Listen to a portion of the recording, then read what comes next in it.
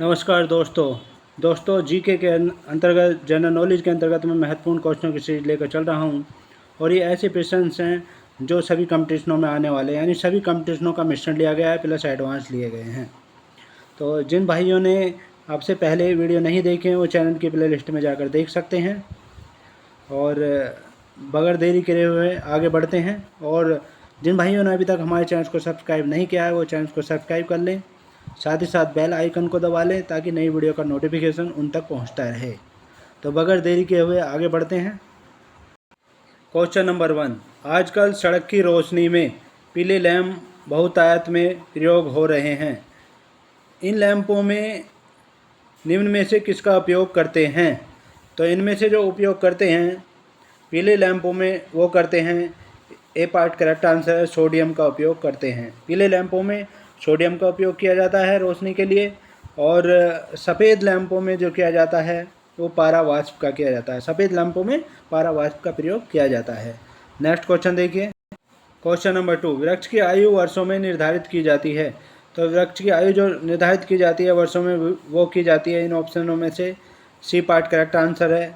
इसमें वार्षिक वलों की संख्या के आधार पर, यानी जो वृक्ष होते हैं उन पर वलयकार आकृतियाँ बनी हुई होती हैं, उनके एक वर्ष में कितनी बनी होती हैं उसके आधार पर की जाती है। नेक्स्ट क्वेश्चन देखिए, सरकी सुल्तानों के शासनकाल में निम्न स्थानों में से किसे पूर्व का राज कहा जाता था? तो पूर्व का राज जो कहा जाता था वो कहा जाता था, सी पार्ट करेक्ट आंसर है, जौनपुर को कहा जाता था।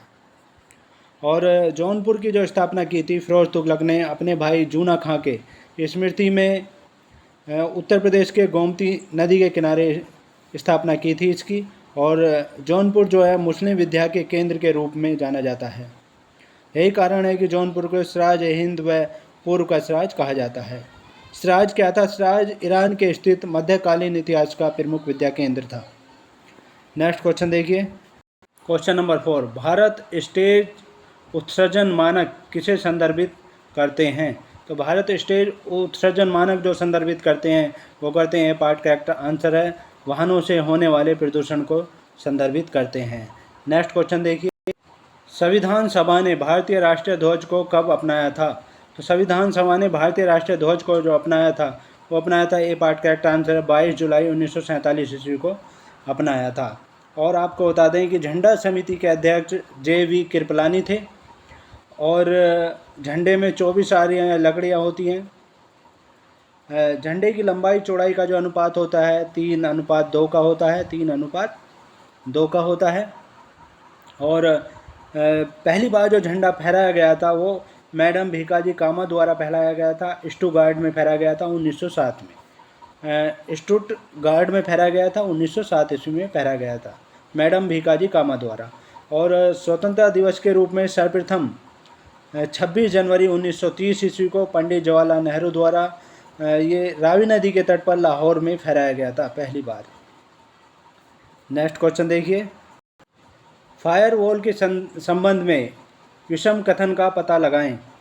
तो फायरवॉल के संबंध में जो विषम कथन है इसमें फायरवॉल एक सॉफ्टवेयर हो सकता है, विषम कथन का हमें पता लगाना है। तो इसमें से जो एक हार्डवेयर हो सकता है, फायरवॉल आग से कंप्यूटर की सुरक्षा करता है। तो विषम कथन जो है ये है, सी पार्ट करेक्ट आंसर है। इसमें फायरवॉल सॉफ्टवेयर और हार्डवेयर का एक संयोजन हो सकता है। तो दोस्तों आपको बता दें कि फायरवॉल कंप्यूटर को बाह्य हस्तक्षेप या वायरस से सुरक्षा प्रदान करता है। नेक्स्ट क्वेश्चन देखिए, क्वेश्चन नंबर 7, कैल्शियम हाइड्रोक्साइड के सॉल्यूशन का सामान्य नाम क्या है? तो कैल्शियम हाइड्रोक्साइड के सॉल्यूशन का जो सामान्य नाम है वो ए पार्ट करेक्ट आंसर है, नींबू पानी होता है। नींबू पानी होता है। नींबू में सिट्रिक अम्ल पाया जाता है और नींबू जो है विटामिन C का स्रोत है। नेक्स्ट क्वेश्चन देखिए, भारत के मुख्य निर्वाचन आयुक्त को उनके पद से कौन हटा सकता है? तो भारत के मुख्य निर्वाचन आयुक्त को उनके पद से जो हटा सकता है वो हटा सकते हैं, ए पार्ट करेक्ट आंसर है, संसद के दोनों सदन हटा सकते हैं। यानी CE और C, यानी चीफ इलेक्शन कमीशन, CE का मतलब है चीफ इलेक्शन कमीशन को जो है उसी विधि से हटाया जा सकता है जैसे उच्च एवं उच्चतम न्यायालय के न्यायाधीश को हटाते हैं।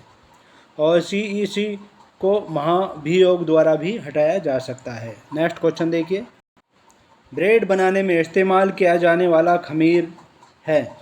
खमीर कौन सा है?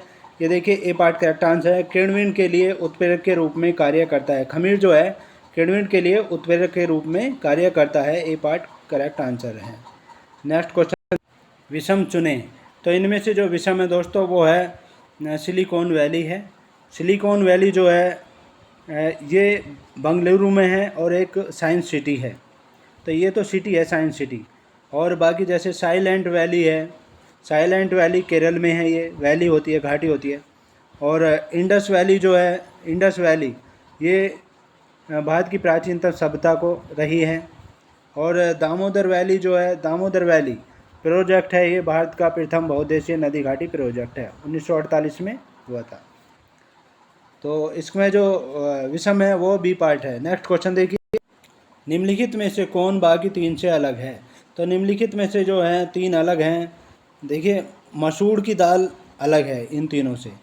पालक में क्या होता है? आयरन होता है। धनिया पत्ती में आयरन होता है। सलाद पत्ता में आयरन होता है। यानी बाकी तीनों में आयरन होता है और मसूर की दाल में नहीं होता है। तो ये बी पार्ट बाकी तीन से अलग है। नेक्स्ट क्वेश्चन देखिए, दिल्ली स्थित जंतर मंतर का निर्माण किसने करवाया था? तो दिल्ली स्थित जंतर मंतर का जो निर्माण करवाया था वो करवाया था, बी पार्ट करेक्ट आंसर है, जयपुर के जयसिंह द्वितीय ने करवाया था। जयपुर के राजा थे जयसिंह द्वितीय ने, उन्होंने ये करवाया था। और जंतर मंतर जो है खगोलीय वेधशाला था।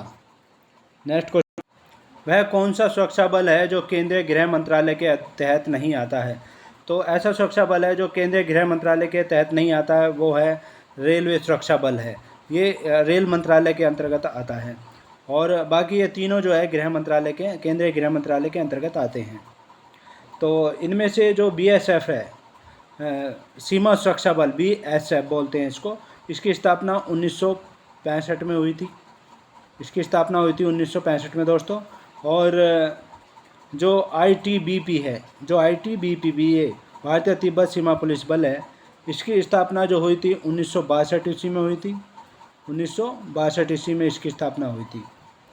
और जो एसएसबी है, ये एसएसबी है, सशस्त्र सीमा बल, एसएसबी, ये नेपाल भूटान सीमा रक्षक बल है। यानी नेपाल और भूटान की सीमा से लगा, सीमा पर ये रक्षक बल है। नेक्स्ट क्वेश्चन देखिए, विश्व धरोहर स्थलों के संबंध में विषम का पता लगाएं। तो विश्व धरोहर जो स्थल हैं वो इनमें से राष्ट्रपति भवन नहीं है। बाकी ये छत्रपति शिवाजी टर्मिनल्स, ताजमहल और सूर्य मंदिर, ये तीनों विश्व धरोहर स्थल हैं। बाकी राष्ट्रपति जो भवन है हमारा, ये जो हमारे माननीय राष्ट्रपति जी हैं उनका निवास स्थान है। और इसमें 340 कमरे हैं, 340 इसमें कमरे हैं, रूम्स हैं। नेक्स्ट क्वेश्चन देखिए, तमिलनाडु का सबसे लोकप्रिय लोक नृत्य कौन सा है? तो तमिलनाडु का सबसे लोकप्रिय लोक नृत्य जो है वो है कारगम। ए पार्ट करेक्ट आंसर है, कारगम है। और कथकली जो है, कथकली ये केरल का शास्त्रीय नृत्य है। और यक्षगान जो है, यक्षगान ये कर्नाटक का शास्त्रीय नृत्य है। इस तरह से है। नेक्स्ट क्वेश्चन देखिए, आग को बुझाता है। तो इनमें से आग को कौन बुझाता है? वो बुझाता है, बी पार्ट करेक्ट आंसर है, कार्बन डाइऑक्साइड, CO2, यानी कार्बन डाइऑक्साइड बुझाता है। दोस्तों, कार्बन डाइऑक्साइड जो है आग के चारों ऊपर आवरण बनाता है एक, और छतरी के रूप में कार्य करता है। और ऑक्सीजन का जो संपर्क है आग से ये तोड़ देता है, जो आग जलने के लिए अनिवार्य, ऑक्सीजन जो है आग जलने के लिए अनिवार्य होती है, उसका ही संपर्क ये आग से तोड़ देता है। तो ये इस तरह से आग बुझ जाती है। बी पार्ट करेक्ट आंसर है। नेक्स्ट क्वेश्चन, नाट्यशास्त्र एक पुस्तक है, भारत के शास्त्रीय नृत्य पर किसके द्वारा लिखी गई है? तो भारत के शास्त्रीय नृत्य पर लिखी गई ये पुस्तक है, किसके द्वारा लिखी गई है? दोस्तों, ये लिखी गई है भरत मुनि के द्वारा। सी पार्ट करेक्ट आंसर है, भरत मुनि के द्वारा लिखी गई है। और भरतनाट्य शास्त्र भारत का प्रथम नाटक विद्या पर सैद्धांतिक है ये। और वेद व्यास जी ने महाभारत की रचना की थी। नेक्स्ट क्वेश्चन देखिए, पारिस्थितिकी तंत्र की संकल्पना को किसने प्रस्तावित किया था? तो पारिस्थितिकी तंत्र की संकल्पना को जो प्रस्तावित किया था वो किया था, ए पार्ट करेक्ट आंसर है, A.G. टांसले ने किया था। जीवीय समुदाय तथा निर्जीव वातावरण के संबंध को पारिस्थितिकी तंत्र कहते हैं। और इस शब्द का प्रयोग जो है सर्वप्रथम टैक्सले नामक वैज्ञानिक ने किया था और 1935 ईस्वी में किया था, 1935 ईस्वी में किया था। नेक्स्ट क्वेश्चन देखिए, एक जीवधारी के रूप में पृथ्वी का वैज्ञानिक नाम क्या है? तो एक जीवधारी के रूप में पृथ्वी का जो वैज्ञानिक नाम है वो है, सी पार्ट करेक्ट आंसर है, ग्रीन प्लेनेट है। सी पार्ट करेक्ट आंसर है। नेक्स्ट क्वेश्चन देखिए, गोल कृमि से होने वाला रोग है। तो गोल कृमि से जो होने वाला रोग है वो है, ए पार्ट करेक्ट आंसर है, फाइलेरिया रोग है। और जिसका उत्तरदायी अभिकर्ता जो होता है बुचेरिया ब्रेनकाफ्टी है। बुचेरिया बैनक्राफ्टी होता है इसका अभिकर्ता, यानी ले जाने वाला बुचेरिया बैनक्राफ्टी होता है। नेक्स्ट क्वेश्चन, वह कौन सेना नायक था जिसे बीजापुर के सुल्तान के 1659 ईस्वी में शिवाजी को दबाने के लिए भेजा था? तो बीजापुर के सुल्तान ने 1659 ईस्वी में शिवाजी के दबाने के लिए जो भेजा था वो भेजा था, बी पार्ट करेक्ट आंसर है, अफजल खां को भेजा था। बी पार्ट करेक्ट आंसर है। नेक्स्ट क्वेश्चन देखिए, निम्नलिखित में से किसे एक नए संवत चलाने का यश प्राप्त है? तो निम्नलिखित में से जो नए संवत चलाने का यश प्राप्त है वो है लक्ष्मण सेन को। डी पार्ट करेक्ट आंसर है, लक्ष्मण सेन को है। पाल वंश के बाद सैन वंश के शासकों ने बंगाल का शासन संचालित किया था और बल्लाल सेन के उत्तराधिकारी थे लक्ष्मण सेन। 1178 से 1205 तक उनका शासनकाल था। इसने नए संवत का प्रचलन करवाया था और लक्ष्मण सेन ने बल्लाल सेन द्वारा प्रारंभ किए गए थे अद्भुत सागर नामक ग्रंथ की रचना को भी पूरा किया था। तो लक्ष्मण सेन को नए संवत चलाने का यश प्राप्त है। डी पार्ट करेक्ट आंसर है। नेक्स्ट क्वेश्चन, निम्नलिखित में से किसने सोमपुर महाविहार का निर्माण कराया था?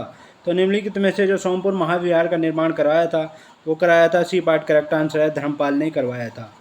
धर्मपाल का शासनकाल बंगाल में 770 से 810 ईस्वी के बीच था।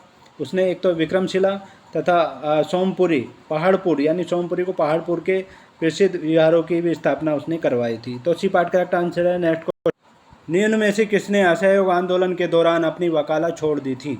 तो असहयोग आंदोलन के दौरान जो वकालत छोड़ी थी वो छोड़ी थी, डी पार्ट करेक्ट आंसर है, चित्रेंद्र दास ने छोड़ी थी।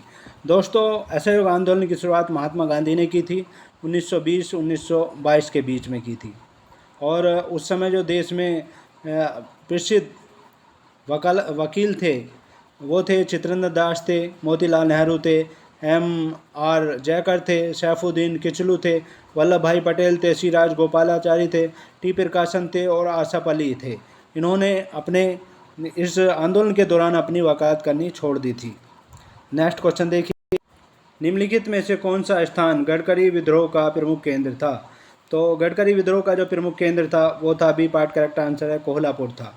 और दोस्तों, 1844 ईस्वी में महाराष्ट्र कोल्हापुर में Gadkari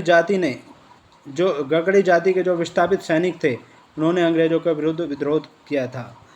B part correct answer है। सरदार सरोवर योजना से लाभान्वित होने वाले राज्य हैं। तो सरदार सरोवर योजना से लाभान्वित होने वाले राज्य जो हैं, ये पार्ट करेक्ट आंसर है, गुजरात है, महाराष्ट्र है, मध्य प्रदेश है और राजस्थान है। ये चारों राज्य हैं। नेक्स्ट क्वेश्चन, कुल्लू घाटी निम्नलिखित पर्वत श्रेणियों के बीच अवस्थित है। तो कुल्लू घाटी जो है, जो पर्वत श्रेणियों के बीच अवस्थित है वो है, डी पार्ट करेक्ट आंसर है, मध्य हिमाचल तथा शिवालिक पहाड़ियों के बीच में स्थित है ये, और हिमाचल प्रदेश में है। नेक्स्ट क्वेश्चन देखिए, निम्नांकित युग्मों से कौन सुमेलित नहीं है? तो इसमें से सुमेलित देखते हैं। देखिए, कोटा जो है चंबल नदी के किनारे पर, ये बिल्कुल सही है। भुवनेश्वर महानदी के किनारे पर नहीं है। महानदी के किनारे पर जो है कटक है। कौन सा है? कटक है। तो यही रॉन्ग है, यही सुमेलित नहीं है और यही आंसर होगा। और आगे देखते हैं, जबलपुर नर्मदा नदी के किनारे पर है, ये बिल्कुल सही है। सूरत ताप्ती नदी के किनारे पर, ये बिल्कुल सही है। तो इसका करेक्ट आंसर जो होगा, बी पार्ट होगा।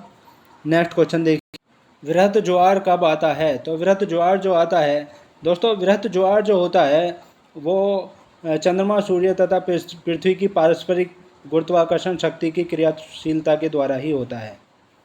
और वृहत ज्वार जो होगा वो होता है, ए पार्ट करेक्ट आंसर, जब सूर्य तथा चंद्रमा एक सीधी रेखा में होंगे तो उसमें उछाल की स्थिति को ज्वार कहते हैं हम। पृथ्वी पर जो पानी की उछाल आती है समुद्र में, उसको हम ज्वार कहते हैं। तो जब सूर्य और चंद्रमा एक सीधी रेखा में होंगे तो गुरुत्वाकर्षण ज़्यादा होगा, तो उछाल ज़्यादा आएगा, ज्वार ज़्यादा होगा। ए पार्ट करेक्ट आंसर है। तो ये थे बहुत ही महत्वपूर्ण क्वेश्चंस। नेक्स्ट पार्ट में आपसे फिर मुलाकात होगी। तब तक के लिए जय हिंद, जय भारत। Thanks so much.